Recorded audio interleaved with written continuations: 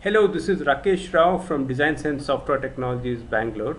In this GeoTools video, I am going to show you how you can import borehole data which contain your dredging information and import them into your CAD software like BricsCAD or AutoCAD.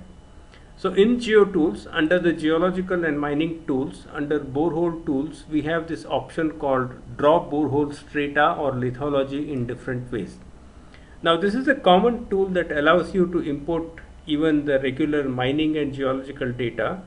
The fourth option we have provided here is exclusively for dredging data, which requires you to keep your data in this format, and as per that you can import the data.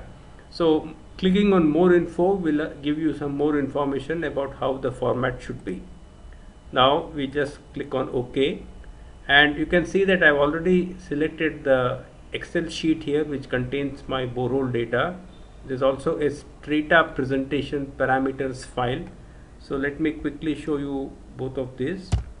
So for example, this is the Excel file and each borehole is organized in sheets. So you need to follow this format, but within this format there are some adjustments or some flexibility, like you can change the column numbers and so on.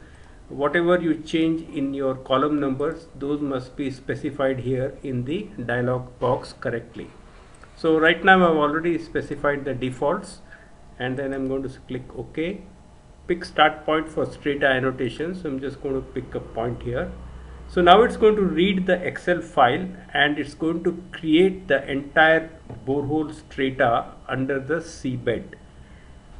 And once it is done, you can see that it has plotted it with the true distance between the 2 points. Now I specified in this way so that you get this true distance. If you want, you can even just show it as a schematic 2D representation without the true distances. Now the best part about this output is that everything is organized layer wise, so you can switch off layers that you don't want. So I've switched off the hatch layer so that I can make my selections easily. Now I'm going to go back to the geological and mining tools, and under strata and seams I have something called as connect lithology data. So I pick this, so it asks me for the first lithology seam. So you can see this is the lithology axis for all the, wherever the borehole is going through the seabed. So I select first lithology seam and the second lithology seam, and immediately it has done the connections between the two. So you can see here that all the seams have been labeled as per the information found in the Excel, and it has connected the corresponding seams. So in the first case we have the SM seam till the depth of 16.5, but there is no SM seam here, so it's connecting it to a convergence point here. So in a similar manner, let us do the seconds also.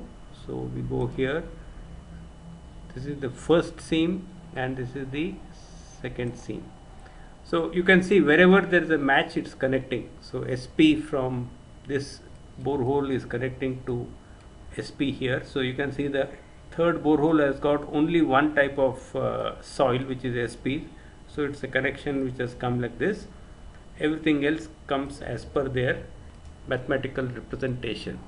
So this is how we can very easily process borehole data, which is usually used in dredging operations, and you can create your presentation drawings really quick, and you can also have the flexibility of trying with different samples and see how it works.